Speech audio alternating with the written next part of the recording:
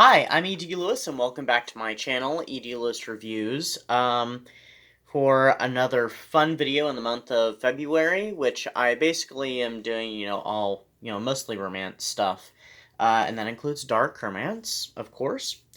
So, this is not a review, this is a tag video. This is the tag video I've actually meant to do for my past two videos, but, of course, I've explained why I changed my mind a couple times, putting it off till now. So, I was actually unofficially tagged by Mindy's book journey when she did this tag herself. It's the chocolate book tag, and I thought this was very appropriate. My hair is a little... I thought I had my hair fixed fairly decent. Oh, well. I thought it was very appropriate for February, for Valentine's and romance, boxes of chocolate shaped like hearts. But anyway, so here we go with the chocolate book tag. So the first prompt is Dark Chocolate, a book that covers a dark topic: abuse, domestic violence, rape, loneliness, bullying, death, etc. So I went through a couple of book ideas until I finally settled on The Monk, a gothic horror novel. Or, The Monk, a romance. But still a gothic, horror and romance story. By Matthew Gregory Lewis. It is definitely full of dark subject matter. There is death, there is incest, there is rape, there is, murder. There's lots of violence. I mean, it is a crazy book. If you have not read it, check it out. I have already reviewed it, and I've reviewed the movie, the French movie version, and, check it out. It is crazy. So, there's another one I have on my tablet that I'm going to be talking about, but I have to pull it up really quick so I'll be ready for it when I get there. There it is. Okay. We're not ready for that one yet, but I want to be ready anyway.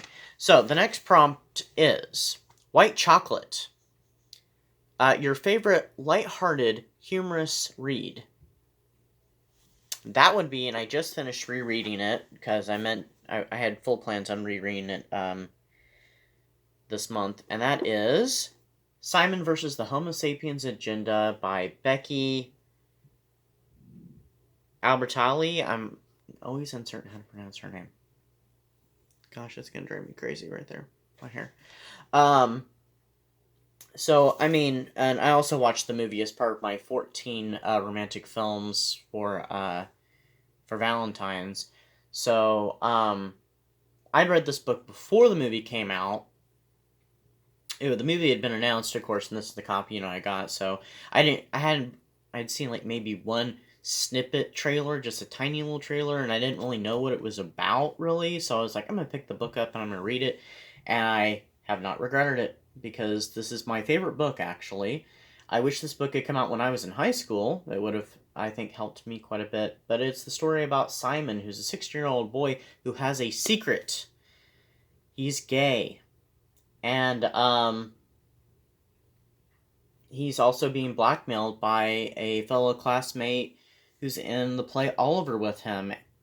And on top of all this, he's being blackmailed because his emails were screenshotted by Martin. The emails he has between he and another gay student at the school that he really likes, who he's never seen before. And so it's kind of a mystery. Who is, Blue, and, will Simon and him, get together? Will the blackmail be overcome? Etc., etc. It is very amusing, very funny. I laughed out loud so many times when I was reading this book. So, that's my book for humorous read. Next is Milk Chocolate, a book that has a lot of hype that you're dying to read.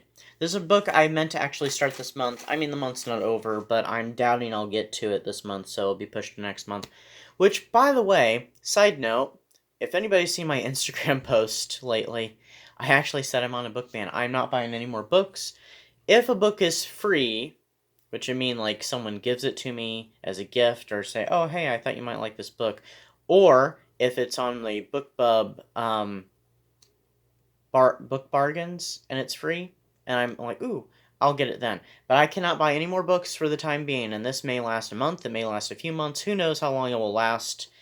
I can't even go to my favorite bookstore because I just can't buy any more books right now. I need to read some of the ones that I have already before I can go on. And right now I'm currently on, since I just finished Simon, I need to update it on Goodreads. I'm currently on 3 books, and I said I wouldn't do that. So I was actually on 4, because I just started one that I'm about to get to in a few more books here. So, anyway, moving on back to a book that I'm dying to read, and that is Wuthering Heights by Emily Bronte. And I've seen 3 film adaptations of this. I love the story. I actually already know what characters I like and dislike, though I have not read the book. I'm looking forward to reading this quite a bit. I meant to have already started it this month, but I may get it started. I won't get it finished this month, so. Alright, that was number... what now? Oh, number 3, okay. Sorry, I'm a little confused here. So, number 4 is Chocolate with a Caramel Center. So, name a book that made you feel gooey inside while you were reading it. So, this is the other book on my Kindle. And that would be Red, White, and Royal Blue, which I have briefly talked about in my wrap-up from last month, my January wrap-up. This is a great book about, you know, the president's son and the Prince of Wales, you know, being an enemies to friends, an enemies to lovers story. Well, kind of enemies to friends to lovers story. And it is fantastic. Highly recommend it. It is quite a buzz right now, and I think it's been a buzz since it came out. So, and it's an alternative world. You know, alternative 2020 and alternative 2019. So no coronavirus. None of that, you know, crazy stuff that happened. So, a lot of good stuff happening. That, you know, the world, it's shame that our world wasn't like that one. Because, I mean, things would have been so much better. Alright, number 5. Wafer Free Kit Kat. Name a book that surprised you lately. Now, this is not exactly lately. It was, like, you know, back in October when I was reading this, and I finished it in early November. And that is the book My Friend Nick by Joseph Hood, which I have talked about this book several times. It has come up in other videos, and I've done a review on it. It is a fantastic book. This book had me emotionally invested. It was one of my favorite books of 2020. It didn't come out then. It came out in 2019, but out of the books I read for 2020, this, I think, was my number 2. And it was very, very close to being number 1. So I highly recommend you check out this book and Joseph's other book. So I can't praise this book enough, but this book surprised the crap out of me. I had no idea what it was about really going into it, and it was a ride. Alright, number 6 is Snickers, a book that you are going nuts over. Now, I haven't gotten very far into this book. I just started. It's the last book I've purchased, and that is The Duke and I by Julia Quinn. It is the first book in the Bridgerton series, and I plan on also watching the Bridgerton TV series on Netflix. I may not be much of a streaming person, but I will watch it. And I'm very curious about it. I'm very curious about the book. And like I said, I've barely started it, and I've already started to kind of go a little nuts over it, and I know I'm going to go, even more so. So, that is my pick for number 6, Snickers. Alright, number 7, there are 8 prompts here. Hot chocolate with cream and marshmallows. It sounds delicious, especially since it's been so cold lately, and we've had a winter storm. What book would you turn to for a comfort read? Now, I'm going to repeat a book. It's from the second prompt. It's Simon Again. I would turn to this book for comfort read because it's a feel-good story for me. It's a funny story. There is sad moments, but it is very comforting. And, you know, the character Simon, he goes through some tough stuff, but he finds faith again. Or finds, you know, what he needs again, you know, whatever you want to call it. He doesn't lose hope. No, he loses it for a little bit and then he regains it, so I guess he does lose hope. Alright, and number 8. This one's going to be kind of weird out of the bunch. The pick, not the prompt. Box of chocolates. What series have you read that you feel has a wide variety and a little something for everyone? This is going to be really weird out of all the ones that I have just talked about, and that is The Chronicles of Narnia by C.S. Lewis. It's not horror, it's not romance, it's not gothic, it's fantasy. And you could say religious fantasy because there's a lot of Christian iconography in it. I think the series is a little bit of something for everyone. It has humor in it. It has fantasy in it. It has dragons in it. It has witches and magic in it, and it has talking animals and adventure and quests. And moral lessons. It's just got a little bit of everything, and they're really easy to read. They are children's books, but just because it's a children's book doesn't mean that you can't read it. So I read YA books, adult books, and kids books. So I mean, there's nothing wrong with it. Never let anybody look down at you for what you're reading. You read what you want to read. It doesn't matter what anybody else thinks. As long as you enjoy it, that's what's important. So. And if you're reading something and someone says it's total garbage, it's not garbage. There may be books out there that I don't like. There's not very many that I just have not absolutely liked. I mean, I've liked them, at least partially, or I'm like, it's okay.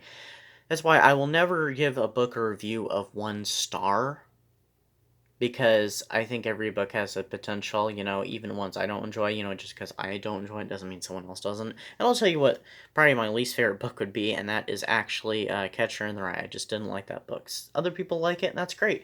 I'm happy that they enjoy it, but I would never say that a book's garbage, and I don't think anybody should either. So, everybody has their own taste. So, don't detract someone from reading a book. Because, I mean, someone else may, enjoy it. And it doesn't matter what they're reading. They could read kids' books. They could read true crime books. They could read horror books. They could read young adult books. It doesn't matter what they read. If that's what they like to read, that's what they like to read. I know there's a little bit of a PSA there, but, yeah.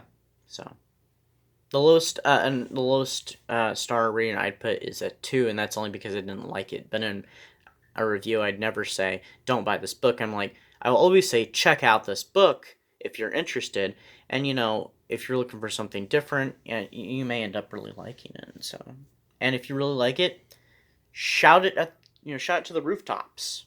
I mean, seriously, promote the books you like. Other people might like it too. People have never heard of them. People would not, I don't want to check it out.